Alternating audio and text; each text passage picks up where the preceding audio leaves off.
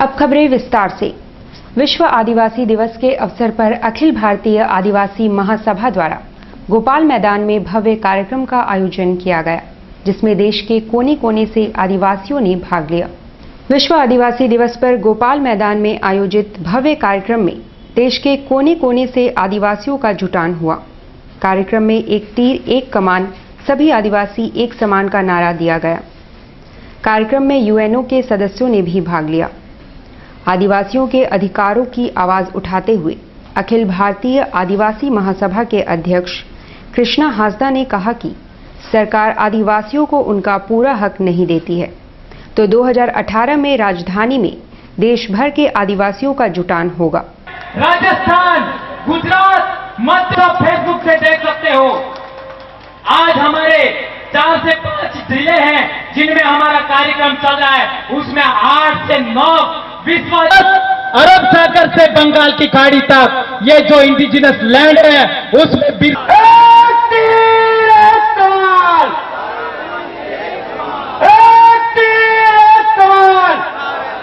यह आज विश्व आदिवासी दिवस के रूप में ये जो जमशेदपुर में आप देख रहे हैं, यह पूरे विश्व में देखा जा रहा है लाइव टेलीकास्ट के माध्यम से।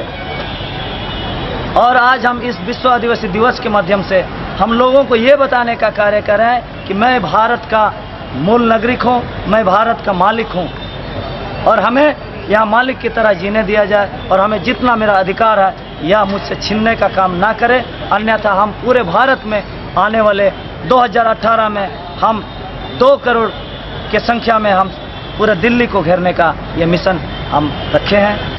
उधर दूसरी ओर विश्व आदिवासी दिवस के मौके पर माइकल जॉन में एक परिचर्चा का आयोजन किया गया। परिचर्चा का विषय था आदिवासी नीति एवं उनके संवैधानिक अधिकार। इस मौके पर सूर्य सिंह बेसरा, पूर्व सांसद शैलेंद्र महतो, डॉक्टर रामेश्वर राम व अन्य मौजूद थे। अतिथियों ने इस अवसर पर झारखंड की राजनीति शीर्षक एक पुस्तक का विमोचन भी किया।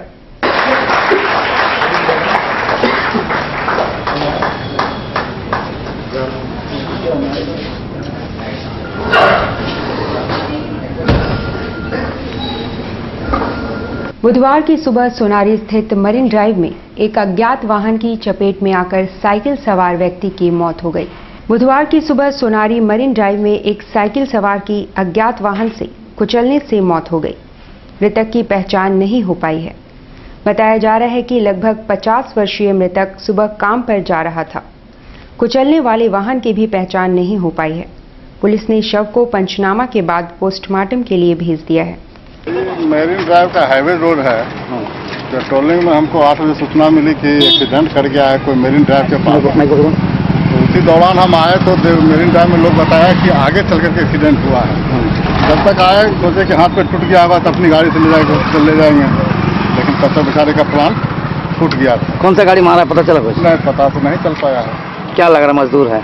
जी हाँ, मजदूर है। पता चला कहाँ का? कुछ नहीं, कुछ पता नहीं चल पा रहा है। 100% प्रत्यक्ष विदेशी निवेश को तत्काल वापस लेने की मांग स्वदेशी जागरण मंच ने सरकार से की है। 100% प्रत्यक्ष विदेशी निवेश की केंद्र की नीति का सीधा असर देश के उद्योग धंधों पर होगा, ये कहना है स्वदेशी जागरण मंच का।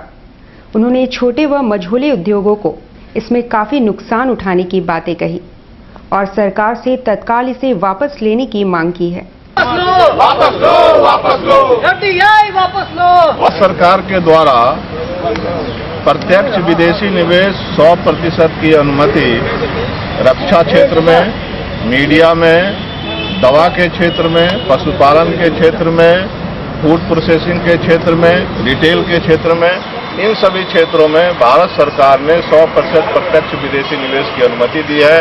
इससे इस देश के उद्योग विदेशी कंपनियों के हाथ में जाएंगे और यहाँ के लोगों का रोजगार छीना जाएगा। इसीलिए आज हम लोग भारत के प्रधानमंत्री से ये मांग करते हैं कि आप 100% प्रत्यक्ष विदेशी निवेश को आप अविलंब वापस लीजिए और वापस लेकर के इस देश के जो युवा हैं उनको रोजगार की आप गारंटी दीजिए।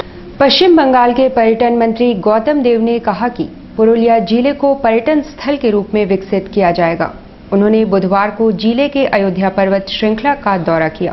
पुरुलिया जिले की प्राकृतिक सुंदरता को देख पर्यटन मंत्री गौतम देव ने कहा कि जिले में प्राकृतिक सौंदर्य की प्रचुरता है और जल्द ही इसे पर्यटन स्थल के रूप में विकसित किया जाएगा।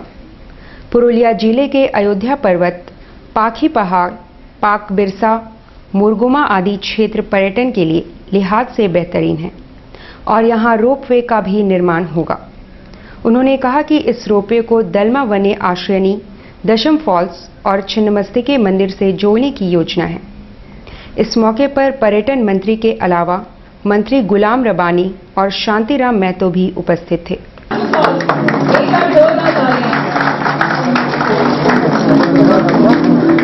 इंडस्ट्री में ये बहुत सहयोग मिलेगा और आने वाला दिन में पुरुलिया टूरिस्ट डेस्टिनेशन पॉइंट के हिसाब से उसका अपना जो इमेंस पोटेंशियलिटी है हम लोग उसको लेके जाएंगे और बहुत सारे टूरिस्ट इधर में आएंगे और टूरिस्ट स्पॉट और टूरिस्ट डेस्टिनेशन एरिया के नाते से पुरुलिया अपना जगह कर लेंगे।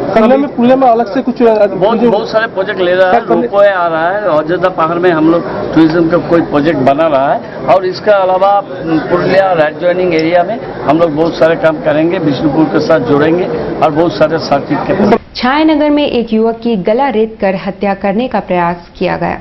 हमलावर भी उसी बस्ती का रहने वाला है। छायानगर के रहने वाले सुदामा नामक युवक का गला रेत कर शिबू कर्मकार नामक युवक ने हत्या का प्रयास किया। घायल अवस्था में लोगों ने सुदामा को एमजीएम अस्पताल में भर्ती कराया है। हमलावर युवक फरार हो गया है। वहीं मरीन ड्राइव में अज्ञात वाहन की चपेट में आकर साइकिल सवार मुकेश कुमार घायल हो गए हैं। उनका इलाज भी एमजीएम में चल रहा है। एक अन्य खबर के अनुसार बहरा गोवा के मटियाना गांव की 40 वर्षीय सीमा देवी बीती रात डिबरी से आग लग जाने से झुलस गई। वहीं एक अन्य घटना में राजनगर में 2 ट्रेलरों के आपस में भिड़ंत हो जाने से एक ट्रेलर के चालक विभीषण यादव बुरी तरह घायल हो गए हैं। उसे एमजीएम अस्पताल में भर्ती कराया गया है। फोटोग्राफर एसोसिएशन ऑफ जमशेदपुर का वार्षिक आम सभा और चुनाव मंगलवार को संपन्न हुआ। फोटोग्राफर एसोसिएशन ऑफ जमशेदपुर की वार्षिक आम सभा और चुनाव गहमा गहमी के बीच मंगलवार को आरंभ हुई। एसोसिएशन में कुल 210 सदस्य हैं और 14 कार्यकारी सदस्यों के लिए चुनाव होना है। इस बार विभिन्न पदों के लिए कुल 27 उम्मीदवार खड़े हैं। अध्यक्ष पद के लिए मुकेश और मोहन चौधरी के बीच कड़ी टक्कर मानी जा रही है। सदस्यों का कहना है कि छायाकारों को जो सेफ्टी और सिक्योरिटी प्रदान करने का वायदा करता है उसे ही मत दिए जाएंगे। शाम को घोषित चुनाव परिणाम में अध्यक्ष पद के लिए मुकेश कुमार निर्वाचित हुए। ब्रेक के बाद खबरों में फिर से आपका स्वागत है। मानगो स्थित डिमना मध्य विद्यालय के बच्चों और शिक्षकों ने स्वतंत्रता दिवस की याद में प्रभात फेरी निकाली गई और देशभक्ति नारे लगाए गए।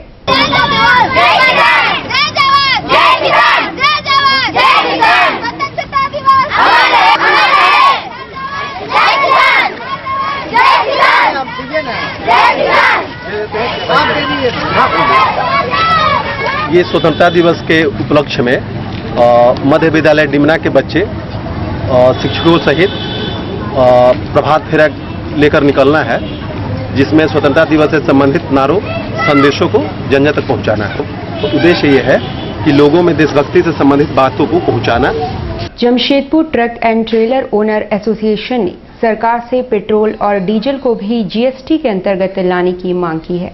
घाटे में चल रहे ट्रांसपोर्ट व्यवसाय का हवाला देते हुए Jamshedpur truck and trailer owners association के सदस्यों ने मंगलवार को उपायुक्त के माध्यम से केंद्र सरकार से मांग की है कि पेट्रोल और डीजल को भी जीएसटी के अंतर्गत लाया जाए ताकि ट्रांसपोर्टर राहत महसूस कर सके। प्रधानमंत्री महोदय के नाम पर ज्ञापन हम लोग द्वारा उपायुक्त महोदय सौंपे हैं, जिसमें हम लोग मांग किए हैं कि डीजल और पेट्रोल को भी जीएसटी के तहत लाया। आज विभिन्न तरह का टैक्स जोड़ के 50% से भी ऊपर जो टैक्स जो है डीजल और पेट्रोल में लिया जाता है और पहले ही ट्रांसपोर्ट व्यवसाय जो है एकदम मरणासीन स्थिति में दयनीय स्थिति में चल रहा है। हम लोग प्रधानमंत्री महोदय से मांग है कि इसको जीएसटी के तहत लाया जाए, जिससे कि वाहन मालिक राहत मिले।